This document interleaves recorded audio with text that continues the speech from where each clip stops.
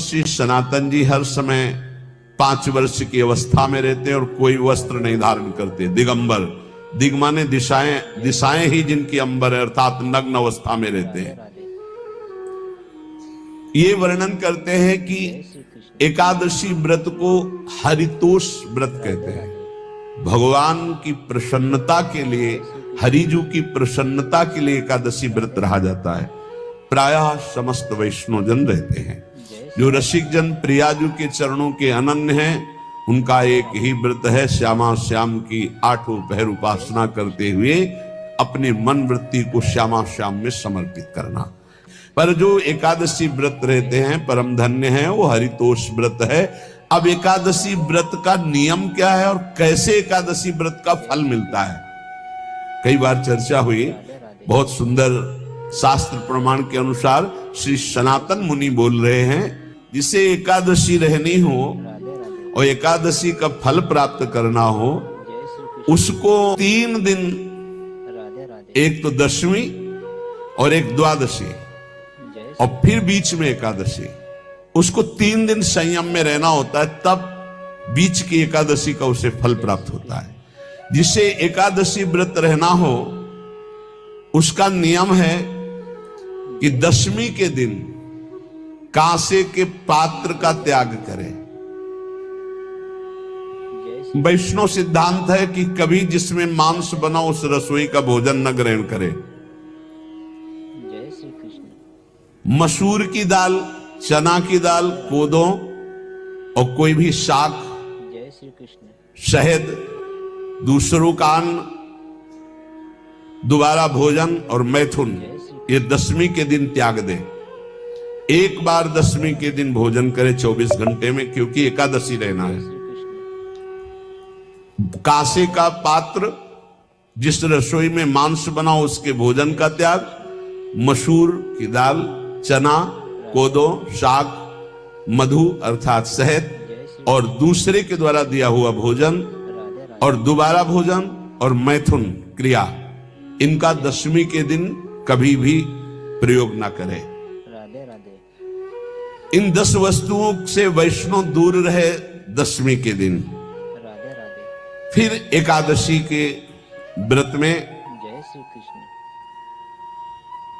ये पीछे तो हम वर्णन कर ही चुके हैं, कहीं नहीं आया यहाँ कुटू का वो कचौड़ी पकौड़ी और सिंघाड़ा का हलवा और ये दुनिया के खीर और सब। ये एकादशी के दिन किसी भी तरह की गेम आदि क्रीड़ा ना खेले।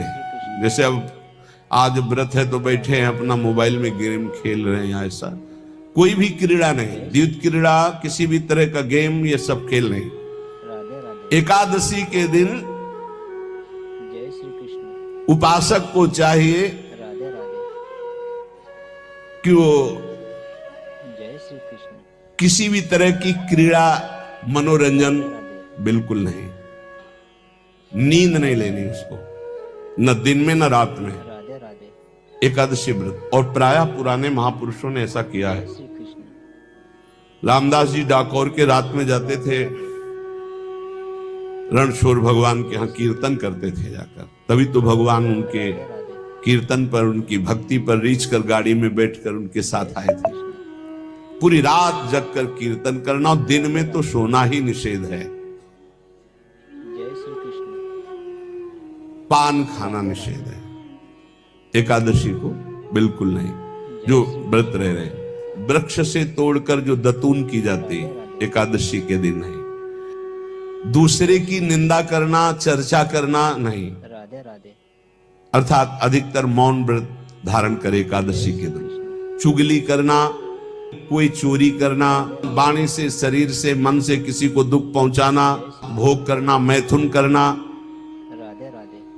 किसी के ऊपर गुस्सा करना, झूठ बोलना, एकादशी के दिन ये नहीं करना चाहिए। एकादशी को एक बार कुछ फलाहार शुद्ध, अगर आपके पास कोई व्यवस्था नहीं तो थोड़ा दूध है, जल है, ऐसे आप लेकर, या थोड़ा सा फल ले, थोड़ा सा फल लेकर के प्राण पोषण, एक दिन में मर नहीं जाओगे। कितने तो निर्जला एकादशी रहते हैं, हर एकादशी निर्जला। पूज्य श्री मथुरा दास जी निर्जला ही रहते थे हर एकादशी। चलो भैया आपकी सामर्थ्य नहीं तो जल 2-4 बार ले लो, एक बार थोड़ा सा दूध और फल ले लो, चल जाएगा काम, प्राणों का पोषण हो जाएगा। ये आचरण न करे, एक बार जय श्री कृष्ण कुछ आहार ले ले, वो भी शुद्ध भगवद अर्पित प्रसाद। फिर द्वादशी को कांस के पात्र में द्वादशी को भी भोजन न पावे। जिस रसोई में मांस बनाओ उसमें आहार न ले, किसी भी तरह का नशा द्वादशी को न करे, शहद न पाए, तेल के बने पदार्थ न पाए, मिथ्या भाषण न करे और बहुत शरीर का व्यायाम न करे, बहुत थकावट वाले कार्य न करे, दोबारा भोजन न करे। एक बार द्वादशी को भी भोजन पवित्र, मैथुन न करे, जिसका स्पर्श नहीं किया जाता ऐसे पदार्थों का स्पर्श न करे, और मसूर की दाल न खाए।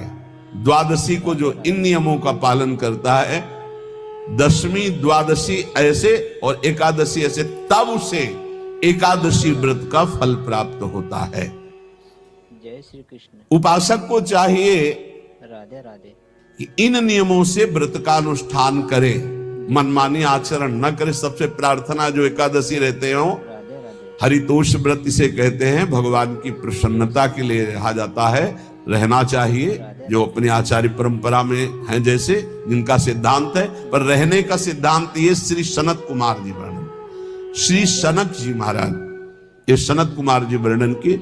सनक जी महाराज कह रहे हैं, यदि भगवान का आश्रय नहीं, सत्संग नहीं है, तो इन 4 में से एक हो तो नाश कर देता, फिर चारों हो तो सर्वनाश हो जाता है। यदि सत्संग नहीं है, यदि भगवद आश्रय नहीं है, खूब धन हो, जवान अवस्था हो, और बढ़िया पद मिला हो, प्रभुत्व चलता हो और अज्ञान हो, फिर क्या कह रहा है?